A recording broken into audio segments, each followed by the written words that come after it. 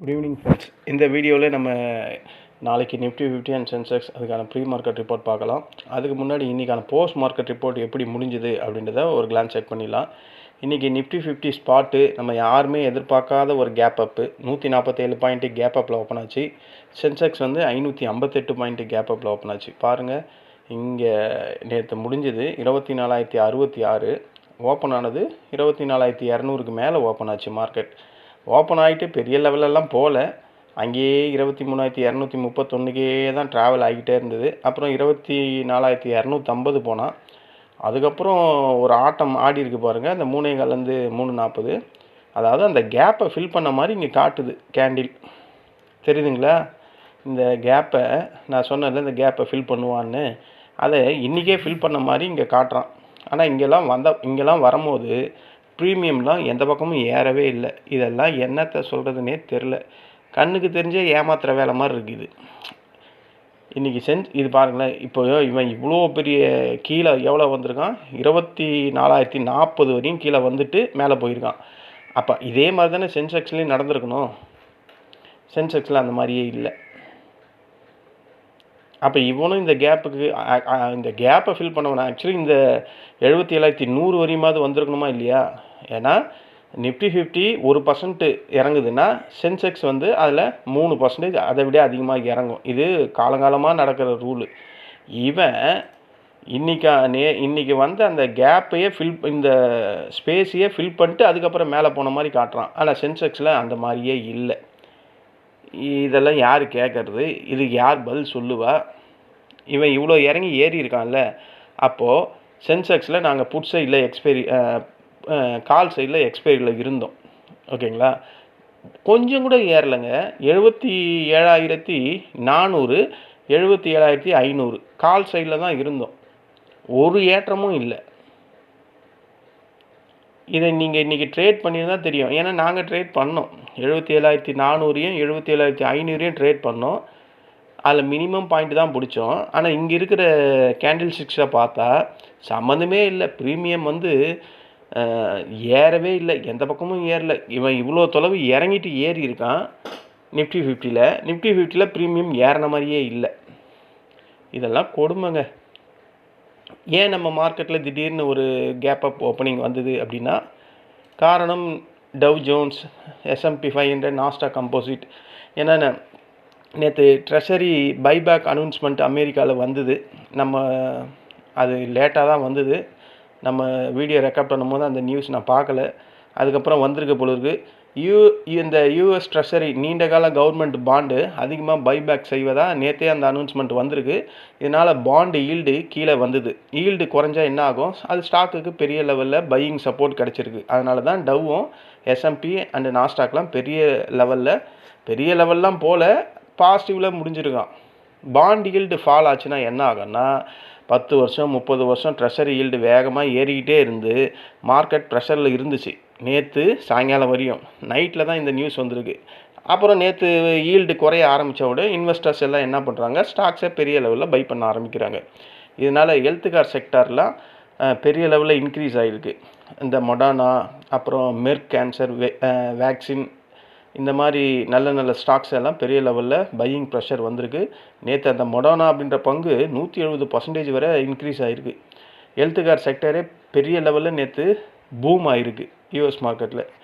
பத்தாவதுக்கு யூஎஸ் மார்க்கெட்டில் தொடர்ச்சியாக மார்க்கெட் கீழே விழுந்துக்கிட்டே இருந்தது. நான் நேற்றே சொன்னேன், மார்க்கெட் கீழே வந்துட்டு மேலே ஏறுறதுக்கு வாய்ப்பு இருக்குது யூஎஸ் மார்க்கெட் அப்படின்னு. அது மாதிரி தான் நடந்திருக்கு. ஷார்ட் கவரிங் ரேலி யூஎஸ் மார்க்கெட்டில் ஸ்டார்ட் ஆகிருக்கு. மார்க்கெட் இன்றைக்கும் அவங்க மேலே தான் முடிவாங்க. நாளைக்கும் நமக்கு கேப் அப் கிடைக்கிறதுக்கு வாய்ப்புகள் இருக்குது. ஆனால் க்ரூட் ஆயிலை பார்த்தீங்கன்னா 93 இருக்குது. இன்றைக்கி நம்ம மார்க்கெட் ட்ரேட் ஆகும்போது 93 சம்திங் இருந்தான். ஆனால் இப்போ ட்ரேட் ஆகுறது 94.67 ட்ரேட் ஆகிட்டுருக்கு. க்ரூட் ஆயில் ஒரு பக்கம் ஏறிக்கிட்டே இருக்குது. ஆனால் இந்த பாண்ட் ஈல்டை வந்து கவர்மெண்ட் பைபேக் ஆஃபர் கொடுத்ததுனால இப்போ மார்க்கெட் ஏறுது. ஆனால் இப்போ வேர்ல்டு மார்க்கெட்டை எல்லாம் பார்த்தா கீழே விழுந்துக்கிட்டு இருக்குது. இப்போ ட்ரேட் ஆகிற டாக்ஸு, CAC 40, FTSE. காரணம் என்ன? இந்த பிரெண்ட் க்ரூட் ஆயில் விலை ஏறி இருக்குது. ஓகேங்களா? $92 $91 இருந்தது, 94.60 ட்ரேட் ஆகுது. ஸோ இதுதான் இது இப்போத்தி மார்க்கெட்டில் ட்ரேட் ஆகுது. ஸோ இதுக்கு மார்க்கெட் கண்டிப்பாக பெரிய லெவலில் டவுன் சைடில் ரியாக்ட் ஆகிறதுக்கான வாய்ப்புகள் இருக்குது. நம்ம மார்க்கெட் ட்ரேட் ஆகும்போதே இவன் $93 இருந்தால் நான் பார்த்துக்கிட்டே இருந்தேன். நான் மார்க்கெட்டில் கீழே கண்டிப்பாக ஒரு கரெக்ஷன் வரும்னு நினச்சேன். ஆனால் மார்க்கெட்டில் வரவே இல்லை. ஏன்னா 93, 90, 88, 85 இருக்கும்போதே தொப்புன்னு கீழே விழுவான். 93ல் ட்ரேட் ஆகும்போது இவன் கீழே வருவான்னு நானும் வெயிட் பண்ணேன். இன்றைக்கி அந்த மாதிரி ஒரு அமைப்பே வரல. கடைசி நேரத்தில் காமிச்சிருக்கான். இதெல்லாம் அது என்ன சொல்லுவாங்க, ஹம்பக்கு, கண் துடைப்பு வேலை. இதெல்லாம் இவ்வளோ தொலைவு வந்திருக்குது, அதுவும் அந்த கேப்பை ஃபில் பண்ணியிருக்கு அப்படின்ற மாதிரி. ஸோ எனக்கு தெரிஞ்சு நம்ம மார்க்கெட்டு அந்த நம்பிக்கைத்தன்மை குறையுது, என்னை பொறுத்த வரையும் குறையுது. அந்த 3.15 3:40க்குள்ளே ஏதோ ஒரு வேலை பண்ணுறாங்க, அது மட்டும் ஏதோ தெரியுது. இது என்றைக்கு வெளிச்சத்துக்கு வருமோ அன்றைக்கி தான் இருக்குது நம்ம மார்க்கெட்டோட மானம் கப்பலில் ஏறுதா என்ன அப்படின்றது. ஸோ இன்றைக்கி மார்க்கெட்டில் க்ரூட் ஆயில் $93 இருந்தது. யூஎஸ் ஈரான் பதட்டம் குறைஞ்ச மாதிரி இல்லை, அது இன்னும் இன்க்ரீஸ் ஆகிருக்கு. அது இன்னும் இன்க்ரீஸ் ஆகிறதுனால தான் டாலர் 94.60 ட்ரேட் ஆகுது. இப்போ நடக்கிற யூரோப் மார்க்கெட்லாம் பலவீனமாக தான் இருக்குது. அப்படி இருந்தாலும் நம்ம நிஃப்டி 50 பாசிட்டிவ்லேயே க்ளோஸ் ஆகிருக்கு. 153 பாயிண்ட் பாசிட்டிவ்லேயே க்ளோஸ் ஆகிருக்கு. ஆல் ஓவர் ப்ராடர் இண்டெக்ஸ் எல்லாமே நல்ல பாசிட்டிவில் இருக்குது. சென்செக்ஸ் வந்து 628ல் க்ளோஸ் ஆகிருக்கு. ஸோ மார்க்கெட் ஓப்பனிங் வந்து நேற்று யூஎஸ் மார்க்கெட்டால் பாசிட்டிவாக இருந்தது. அதுக்கப்புறம் காலையில் ஏஷியன் மார்க்கெட் நிக்கி, காஸ்பி, ஆங்சங் எல்லாமே நல்ல பாசிட்டிவாக இருந்தது. இதனால் நம்ம நிஃப்டி 50 147 பாயிண்ட் கேப் அப்பு. அந்த கேப் அப்பை மார்க்கெட் சஸ்டைன் பண்ணி மேலேயே தான் இருந்தது. 24,250க்கும் 24,200க்கும் அங்கேயே தான் ட்ரேட் ஆகிட்டு இருந்து. க்ரூட் ஆயில் விலை $93 இருந்தாலும் மார்க்கெட்டில் அந்த ஒரு இம்பேக்ட் பெருசாகவே இல்லை. ஸோ இன்றைக்கி கண்கூட தெரிஞ்சது, இவ்வளோ ப்ரைஸ் இருந்தும் மார்க்கெட் பெருசாக கீழே விழலை அப்படின்றது. காரணம் எஃப்ஐஎஸ் பையிங், டிஐஎஸ் பையிங். கடந்த சில நாட்களாகவே ஃபாரின் இன்ஸ்டியூஷனும் நம்ம டொமஸ்டிக்கும் பையிங் மோடில் தான் இருக்கிறாங்க. அது இல்லாமல் பெரிய ஃபண்ட் ஹவுஸ் இந்தியாவில் இன்னும் க்ரோத் ஸ்டோரி இந்தியாவில் நல்லா இருக்குது அப்படின்ற மாதிரி நினைக்கிறாங்க. க்ரூட் ஆயில் விலை அதிகமாக இருந்தாலும் லாங் டேர்ம் ஃபோக்கஸில் இந்தியன் ஸ்டாக் மார்க்கெட் பெரிய லெவலில் க்ரோத்தாக ஸ்ட்ராங்காக வரும் அப்படின்ற மாதிரி எஃப்ஐஎஸ் ஃபீல் பண்ணி உள்ளே பணத்தை போடுறாங்கன்னு தான் நான் நினைக்கிறேன். ஓகேங்களா. மார்க்கெட் இப்போ வந்து லிக்விடிட்டி சப்போர்ட்டு பெரிய லெவலில் கிடைக்கிது அப்படின்றது கண்கூடாவே நம்ம பார்த்தாவே தெரியுது. டிஐஎஸ் காலங்காலமாக பை பண்ணிக்கிட்டே இருக்கான், அது ஒரு காரணம். ட்ரேடர்ஸ் எங்கெல்லாம் மார்க்கெட் ஒரு பேரிஷ் வருதோ அங்கெல்லாம் பை பண்ணுறதுக்கு, அதாவது அந்த ஸ்மார்ட் மணி இன்வெஸ்ட்மெண்ட் அந்த கான்செப்டில் ட்ரேடிங்கில் இண்டெக்ஸில் எல்லாம் வாங்க ஆரம்பிக்கிறாங்க. மார்க்கெட் பாருங்கள், இன்றைக்கி கீழே வரவே இல்லை. ஓகேங்களா. அதாவது அந்த கேப்பை ஃபில் பண்ணவே இல்லை. 3:15 3:40க்குள்ளே ஃபில் பண்ண மாதிரி ஒரு கோடு வந்து போயிருக்குது டேக் பகுதி. ஆனால் அது உண்மையான இதுவாக என்னன்னு நமக்கு தெரில. உண்மையான இருந்தால் ப்ரீமியம் ஏறி இருக்கணுமா இல்லையா? ப்ரீமியம் எங்கேயுமே ஏறலை. சரி சென்செக்ஸ் இன்றைக்கி எக்ஸ்பைரி, நாங்கள் எக்ஸ்பைரியில் கால் சைடில் தான் இருந்தோம். அப்போ அது ஏறி இருக்கணும்ல, அதுவும் பெருசாக ஏறலை. $210 இருந்த 77,400 அவன் இன்றைக்கி எவ்வளோ க்ளோஸ் ஆகிருக்கான் அதை பார்த்தோம்னா தெரிஞ்சிடும். 137ல் க்ளோஸ் ஆகிருக்கு. அப்போது ஏதோ ஒரு வித்தை காமிச்சிட்டு இருக்காங்க அப்படின்றது நமக்கு தெரியுது இங்கே மார்க்கெட்டில். ஓகேங்களா. 3:15 3:40 இன்றைக்கி மார்க்கெட்டுக்கு சப்போர்ட் பண்ண செக்டர் எதிரானா பேங்கிங் ஸ்டாக்ஸ் நல்லா இருந்து, ஃபினான்ஷியல் நல்லா இருந்து, ஐடி செக்டர் நல்லா இருந்து, லார்ஜ் கேப் ஸ்டாக்ஸ் எல்லாம் நல்லா இருந்தது. இன்றைக்கி எல்லா ஸ்டாக்ஸுமே நல்லா ரேலி தான் இருந்தது. அதனால தான் மார்க்கெட்டில் அந்த கேப் அப்பை அப்படியே சஸ்டைன் பண்ணியிருக்கு. கேப் அப் 147 பாயிண்ட் வந்தது. அதுலேருந்து எக்ஸ்ட்ரா ஒரு 5 பாயிண்ட் ஏறி இருக்குது. இன்ட்ராடே வேல்யூ, அதாவது இன்ட்ராடே பாயிண்ட்ஸ் பார்த்தா 5 தான். ஏன்னா கேப் அப்பே 147 பாயிண்ட் வந்திருக்கு. ஓகேங்களா. Sensex 558 point gap up. அதுலேருந்து அவன் ஒரு 70 பாயிண்ட்டு இன்ட்ராடே ரேலி வந்திருக்கு. இவ்வளோ தான் இன்றைக்கி மார்க்கெட்டில். இன்றைக்கி மார்க்கெட்டை கீழே இழுத்த செக்டர் எதிரானா ஆயில், சென்சிட்டிவ் ஸ்டாக்ஸு, அப்புறம் பெயிண்ட் செக்டரு, ஏவியேஷனு, அப்புறம் ஆட்டோ ஸ்டாக்ஸு. ஏன்னா $93 க்ரூட் ஆயில் ட்ரேட் ஆகிறதுனால இது மார்க்கெட்டை இழுக்குது. எனக்கு தெரிஞ்சு மார்க்கெட் நாளைக்கு பெருசாக கரெக்ஷன் வரும் அப்படின்ற மாதிரி தோணுது. ஏன்னா $94 பிரெண்ட் க்ரூட் ஆயில் ட்ரேட் ஆகிறது ஒரு பக்கம். இப்போ நடக்கிற யூரோப் மார்க்கெட் எல்லாம் பெருசாக வீக்னஸாக இருக்குது. இன்னொரு பக்கம் பார்த்தா இன்றைக்கி நம்ம மார்க்கெட் ஒரு கேப் அப்பு, அந்த கேப்பை க்ளோஸ் பண்ண மாதிரி இங்கே காட்டுறான். ரியல் க்ளோஸ் ஆன மாதிரி எனக்கு தெரியல. ஸோ இந்த கேப் இருக்குது. மார்க்கெட்டில் ஒரு 250 பாயிண்ட் ரெடியாக இருக்குது ப்ராஃபிட் புக்கிங் பண்ணுறதுக்கு. ஸோ இதெல்லாம் வச்சு நாளைக்கு இந்தியன் மார்க்கெட் கீழே வர்றதுக்கு வாய்ப்பு இருக்குமோ அப்படின்ற மாதிரி எனக்கு தோணுது. ஸோ இதெல்லாம் பார்க்கணும். பத்தாவதுக்கு ஈரான் யூஎஸ்ஏ இஷ்யூ வந்து பெருசாக பூதாகரமாக வளர்ந்துக்கிட்டே இருக்குது. பதட்டம் அதிகமாகிறதுனால தான் பிரெண்ட் க்ரூட் ஆயில் ஏறுது. எனக்கு தெரிஞ்சு இன்றைக்கி நைட்டே $100 போயிடும், அட்லீஸ்ட் 98 கிட்டேயாவது போயிடுன்ற மாதிரி தான் எனக்கு தோணுது. மார்க்கெட்டில் அவ்வளோ பெரிய ப்ராப்ளம் இருக்குது, டென்ஷனு, அன்சர்டனிட்டி ஈரான் யூஎஸ் கிட்ட அதிகமாக இருக்குது. அதனால் அது $98 இன்றைக்கே போயிடும் அப்படின்ற மாதிரி எனக்கு தோணுது. ஸோ நான் நினச்ச மாதிரி 98 $100 போயிடுச்சுன்னா நம்ம மார்க்கெட் நாளைக்கு தொப்புன்னு கீழே வந்து விழுந்துடும். இது ஒரு ப்ரிடிக்ஷன் தான். இப்படி தான் நடக்கணும்லாம் நான் சொல்லலை. ஏன்னா இப்போவே அது பிரெண்ட் க்ரூட் ஆயில் வந்து 94.60 இருக்குது. ஸோ எனக்கு தெரிஞ்சு இன்றைக்கே 100 போயிடும், இல்லைனா 98 போயிடும். அப்படி போச்சுன்னா யூஎஸ் மார்க்கெட்டில் இருந்து நம்ம மார்க்கெட்லேருந்து எல்லாமே நாளைக்கு கீழே விழறதுக்கு வாய்ப்புகள் அதிகம் அப்படின்ற மாதிரி எனக்கு தோணுது. எது இருந்தாலும் நம்ம வெயிட் பண்ணி பார்க்கணும். இன்றைக்கி நைட்டு பிரெண்ட் க்ரூட் ஆயில் எந்த லெவலில் போகிறான் அப்படின்றத பார்த்தா தெரிஞ்சிடும். ஓகேங்களா? இதை வச்சு பார்க்கும்போது இதுதான் இன்றைக்கி போஸ்ட் மார்க்கெட்டு. இந்த போஸ்ட் மார்க்கெட் ரிப்போர்ட்டில் இன்றைக்கி பெருசாக நாங்கள் ட்ரேட் பண்ண முடியல. நான் இன்றைக்கி ட்ரேட் பண்ணதில் ஒரு 3400 தான் புக் பண்ணேன், ப்ராஃபிட் பண்ணேன். அதில் ஒரு $600 $700 ப்ரோக்கரேஜ் போயிடுச்சுன்னா மீதி இருக்க $2700 தான் இன்றைக்கி ப்ராஃபிட்டு. என் ஃப்ரெண்ட்ஸ் குரூப்லேயும் கொடுத்துருந்தேன். இன்றைக்கி இந்த சென்செக்ஸ் எக்ஸ்பெரியை யூஸ் பண்ணோம். ஆமாம், இந்த சென்செக்ஸ் எக்ஸ்பெரியை யூஸ் பண்ணோம். பட் ஒன்றுமே பெரிய லெவலில் இம்ப்ரூவ்மெண்ட்டே இல்லை. பாருங்களேன், இவன் இறங்குந்து இது 3 மணி 3:15. இங்கே அந்த 3:15லேருந்து 3:40 கேண்டிலே இங்கே காட்டவே இல்லை சென்செக்ஸில். ரொம்ப ஒஸ்ட்டுங்க. இப்படிலாம் இருந்தால் எப்படிங்க ஒரு நம்பிக்கைத்தன்மை வரும் கவர்மெண்ட் மேலே? இது பாருங்களேன், 3:15 கேண்டில் காமிச்சிடானா? அந்த 3:15லேருந்து 3:30 கேண்டிலே இங்கே இல்லை. நான் இந்த 77,400 77,500 எனக்கு தெரியும் மார்க்கெட் மேலே போகிறதுக்கு தான் வாய்ப்புன்னு. அதனால் நாங்கள் கால் சைடில் தான் இருந்தோம். இது $201 இருந்தது. $80 வரையும் போனான் லோ. நாங்கள் $80 பிடிச்சோம். அதை அவன் பாருங்கள், மார்க்கெட் ஏறின ஏற்றத்துக்கும் இங்கே இருக்கிற இதுக்கும் மார்க்கெட்டு 77,536 க்ளோஸ் ஆகிருக்கு. நான் வாங்கினது 77,400. அப்போ எவ்வளோ பாயிண்ட் ஏறி இருக்கான்? 101ன்னா ஒரு 20 பாயிண்ட் தான் ஏறி இருக்கான். ஆனால் மார்க்கெட்டில் 137 பாயிண்ட்டு அப்பில் தான் இருக்குது நான் வாங்கின ப்ரைஸ்லேருந்து. ஸோ டோட்டலாக கன்ஃபியூஷன். என்னை டோட்டலாக இந்த 3:15லேருந்து 3:40 பெரிய லெவலில் ஏமாத்துகிற அந்த டிஸப்பாயிண்டட் எனக்கு கொடுக்குது மார்க்கெட்டு. நான் பண்ணுற கால்குலேஷன் ஒரு மாதிரியாக இருக்குது, அங்கே வந்து நிற்கிறது ஒரு மாதிரியாக இருக்குது. ஸோ விளங்கவே இல்லை எனக்கு. ஸோ இதுதான் ஃப்ரெண்ட்ஸ் இன்றைக்கி சென்செக்ஸில் அதையும் ஒழுங்காக பெரிய லெவலில் பண்ண முடியல. மொமெண்டம் இல்லை. அப்படி மொமெண்டம் வந்தாலும் ப்ரீமியம் ஏறுற மாதிரியும் இல்லை. ஸோ இதுதான் இன்றைக்கான போஸ்ட் மார்க்கெட்டு. ஆனால் ப்ராஃபிட்டில் தான் முடித்தேன். ஓகேங்களா? நாளைக்கான ப்ரீ மார்க்கெட் ரிப்போர்ட் பார்க்கறதுக்கு முன்னாடி இப்போ வேர்ல்டு மார்க்கெட்டை ஒரு செக் பண்ணிடலாம். இது நம்ம பார்த்துட்டோம். Tau 30, S&P, நாஸ்டாக்கெல்லாம். FTSE வந்து இப்போது மைனஸில் ட்ரேட் ஆகுது, 29 பாயிண்ட்டு. CSE 40 28 point minus. டேக்ஸ் பார்க்கும்போது 200 பாயிண்ட் மைனஸில் இருந்தால் இப்போ 105 பாயிண்ட் மைனஸில் இருக்குது. Nikkei, Hang Seng, Shanghai composite, NSE Nifty, BSE எல்லாம் பாசிட்டிவில் தான் இருக்குது.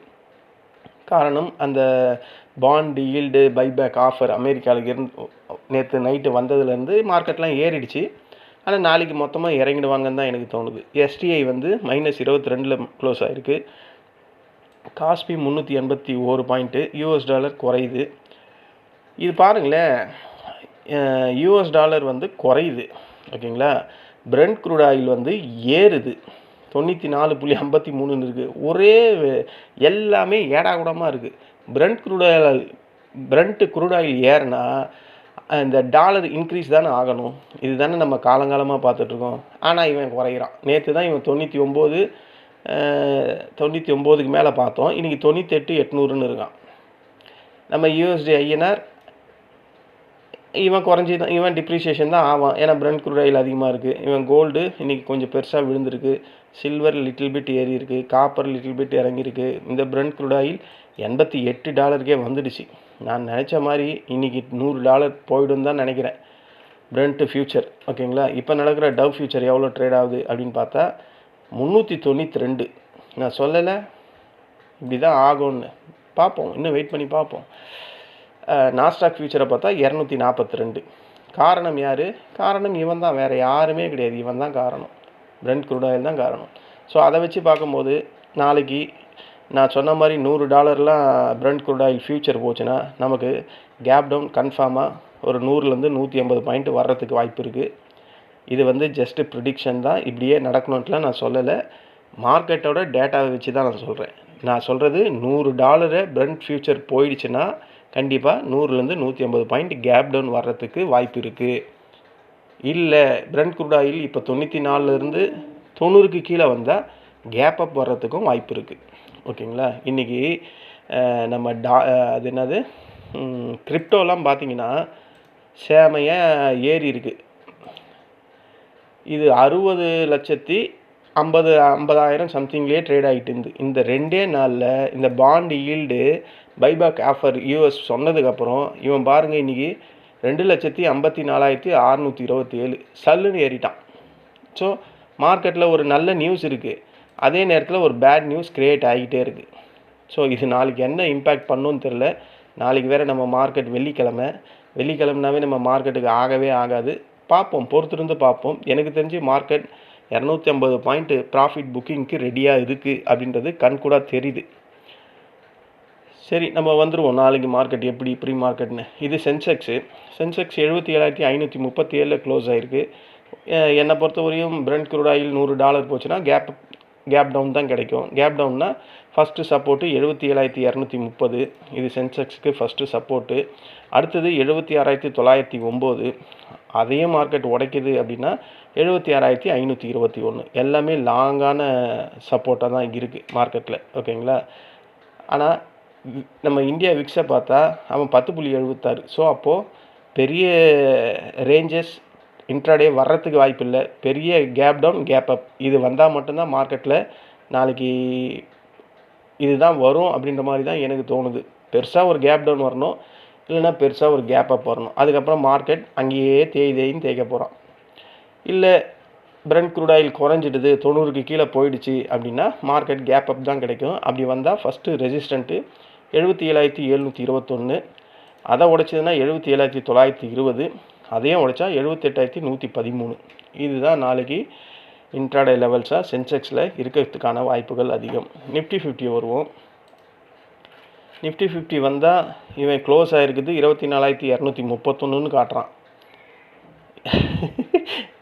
இது என்னத்தை சொல்கிறதுன்னு தெரில. சரி, ஓகே. ஒரு கேப் டவுன் ஓப்பனிங் அப்படின்னா ஃபஸ்ட்டு சப்போர்ட்டு 24,143, அதை உடைச்சான்னா 24,066, அதையும் உடைக்குதுன்னா 26,997. இந்த 3 சப்போர்ட்டு நாளைக்கு இன்ட்ராடே லெவல்ஸாக நிஃப்டி 50ல் இருக்கும். 4வது 23,938. இந்த 4 சப்போர்ட்டு போதும். எனக்கு தெரிஞ்சு 4 சப்போர்ட்டும் நாளைக்கு வரும் தான் தோணுது. இல்லை ஒரு மைல்டாக ஒரு கேப் அப் கிடைக்குது அப்படின்னா ஃபஸ்ட்டு ரெசிஸ்டண்ட்டு 24,289, அதையும் உடைச்சி மார்க்கெட் மேலே போகுதுன்னா 24,354, அதுக்கு மேலேயும் போகுதுன்னா 24,417. அதாவது 24,400லேருந்து 417 ரெசிஸ்டண்ட்டாக இருக்கிறதுக்கான வாய்ப்புகள் அதிகம். இதுதான் ஃப்ரெண்ட்ஸ் நாளைக்கான ப்ரீ மார்க்கெட் ரிப்போர்ட்டு. இங்கே ஒரு டிஸ்க்ளைமர், இங்கே நான் கோடிட்டு காட்டியிருக்க இந்த ரெட்டு, இந்த ப்ளூ, இந்த க்ரீன்லாம் ட்ரேடிங் ரெக்கமெண்டேஷன் லைன்ஸ் எல்லாம் கிடையாது. இதை நம்பி எந்த ட்ரேடும் பண்ணாதீங்க. ட்ரேட் பண்ணிங்கன்னா முழுக்க பண இழப்பு அபாயம் ஏற்படுறதுக்கான வாய்ப்புகள் அதிகம். ஓகேங்களா? இன்னொரு அட்வைஸாக நான் சொல்கிறேன், தயவு செஞ்சு இனிமேல் இந்த எக்ஸ்பைரியில் ட்ரேடே பண்ணாதீங்க. அவ்வளோ ஏமாத்து வேலையாக தான் எனக்கு தெரியுது. இன்றைக்கி நான் சென்செக்ஸ் எக்ஸ்பைரியில் இருந்ததுனால இவ்வளோ கிளியராக சொல்கிறேன். ஓகேங்களா? இத்தனைக்கும் நான் கால் சைட்லேயே இருந்தேன். நான் வாங்கினது கூட 110 தான் வாங்கினேன், 77,400. மார்க்கெட்டு இவன் பாருங்களேன் இவ்வளோ தொலைவு இறங்கிற மாதிரி காமிச்சிருக்கான். சென்செக்ஸில் அந்த மாதிரி ஒரு கேண்டிலே காணும். இது எப்படி இந்த ஒரு நம்பிக்கைத்தன்மை வரும் நீங்கள் சொல்லுங்களேன். இப்போ நான் வாங்கியிருக்கேன், மார்க்கெட்டில் எனக்கு இந்த சென்செக்ஸில் பாருங்களேன் கேண்டிலே காணும். 3.25 தான் 3.25 கேண்டில் தான் இதுன்னு காட்டுறான். இது 3 மணி கேண்டில்னு. அப்போ இது இவ்வளோ தொலைவு இறங்கியிருக்கு. நான் அப்போ இது 77,412 வந்திருக்கு அப்படின்னு லோ காட்டுறான். நான் அப்போ 77,480 என்னமோ வாங்கினேன். அதுக்கப்புறம் அவன் 77,536 வரையும் போயிருக்கான். ஆனால் எனக்கு ஏறினது எவ்வளோ ஏறி இருக்கு? 21 பாயிண்ட் தான் ஏறி இருக்குது. 80 வாங்கினதுக்கு அதில் ஒரு 41 பாயிண்ட் ஏறி இருக்குது. ஆனால் நான் வாங்கின ரேட்டு வந்து 24,400க்கு பாட்டத்தில் வாங்கியிருக்கேன். ஆனால் மார்க்கெட் க்ளோஸ் ஆனது 77,536 க்ளோஸ் ஆகிருக்கு. அப்போ ப்ரீமியம் ஏறணுமா ஏறக்கூடாதா? ஒரு சாதாரண கணக்கு போட்டால் ஐடிஎம்மில் இருக்கிற ப்ரீமியம் இண்டெக்ஸு ஒரு பாயிண்ட் ஏறிச்சுன்னா அவன் ஜஸ்ட்டு ஒரு 60 பைசாவாவது ஏறணும். 60 பைசா 70 பைசா அப்படி கணக்கு போட்டால் கூட வரணும்ல, வரல. இது எப்படின்னு எனக்கு ஒன்றும் புரியலைங்க. அதனால் இண்டெக்ஸில் எக்ஸ்பைரி டேயில் தயவு செஞ்சு ட்ரேட் பண்ணாதீங்க. பண்ணால் அந்த 3லேருந்து 3:15 முடிச்சிருங்க. அதுக்கு மேலெலாம் பண்ணாதீங்க. அவ்வளவும் நம்மளை ப்ரீமியத்தை கரைக்க தான் பார்க்குறானுலேகாண்டி ப்ரீமியம் ஏற மாட்டுது. ஓகேங்களா? இது என்னுடைய ஒரு அட்வைஸ் தான். இதுதான் ஃப்ரெண்ட்ஸ் இன்றைக்கான போஸ்ட் மார்க்கெட்டும் நாளைக்கான ப்ரீ மார்க்கெட் ரிப்போர்ட்டும். இந்த வீடியோ உங்களுக்கு பிடிச்சிருந்தா என்னுடைய சேனலை சப்ஸ்கிரைப் பண்ணுங்கள். நம்ம நாளைக்கு இந்த வீக்கோட கடைசி நாள் வெள்ளிக்கிழமையில் மீண்டும் சந்திக்கலாம். நன்றி, வணக்கம்.